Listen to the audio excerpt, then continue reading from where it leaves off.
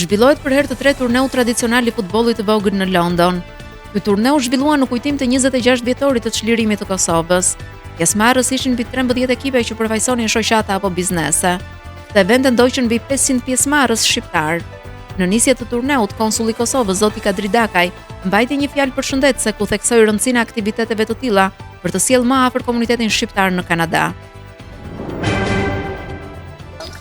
So, të nderuar zonja dhe zotrinë, nderuar kryetare shoqatës, I need to speak. Të nderuar kryetare shoqatës zonja Fërdita, të nderuar përfaqësues të shoqatave të Kiçinerit, të Hamiltonit, nga Vindsdori, Montreal, gjithë që jeni këtu, faleminderit gjithëve që keni marrë pjesë, që keni shprehë dëshirën me ardhë, mu bashku në këtë event që sot organizojmë. Konsullata e përgjithshme e Republikës Kosovës në Toronto është hera e tretë tash organizon një turnir tashmë tradicional që i dedikohet jo vetëm futbollit, po i dedikohet 26 vjetorit çlirimit të Kosovës në atë kohë ta shtetit tonë dashur të Republikës Kosovës.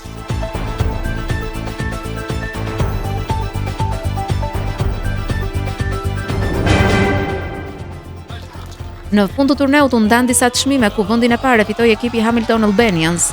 Në vendin e dytë u rendit Black Eagles, shoqata shqiptare e Windsor, dhe në vendin e tretë Tier 2 Champions.